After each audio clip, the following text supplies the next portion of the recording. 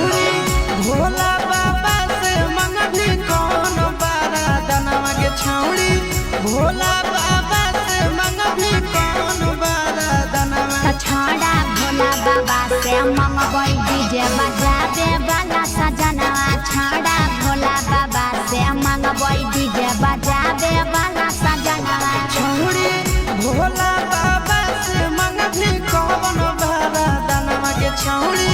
भोला बाबा से मंगभी कौन बारा दनवा छौड़ा भोला बाबा से मंगबई डीजे बजा दे वाला सजनवा छौड़ा भोला बाबा से मंगबई डीजे बजा दे वाला सजनवा डीजे बजा दे वाला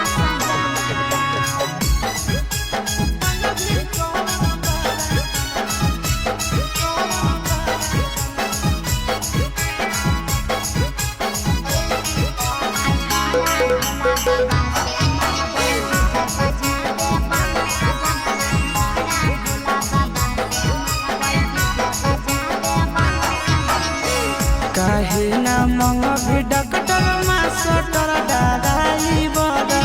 डीजे बजतै सब दिन रहतै बलमुआ घर बुझली रे अहे गे काहे ना मंगभी मास्टर डॉक्टर दादाई बड़ा डीजे बजतै सब दिन रहतै सजनवा घर जे छोड़ी मने मने धारोही तो कवन धायना के छोड़ी मने मने धारोही तो कवन धायना रे छौड़ा भोले बाबा से मंगबै डीजे बजा दे वाला सजनवा छौड़ा भोला बाबा से मंगबै डीजे बजा दे वाला सजनवा बजा दे वाला सजनवा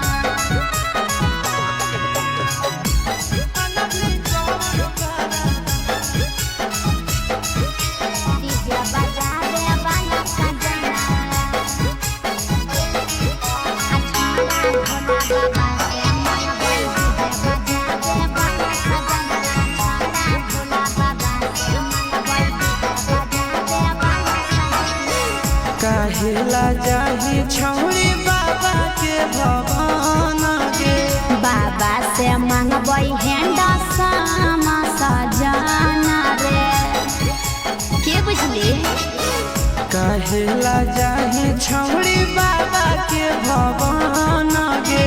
बाबा से मंगबै हेंडा सामा सजना रे कि काहे पारो नहीं पसंद आशीष चिंटू नंदनवा काहे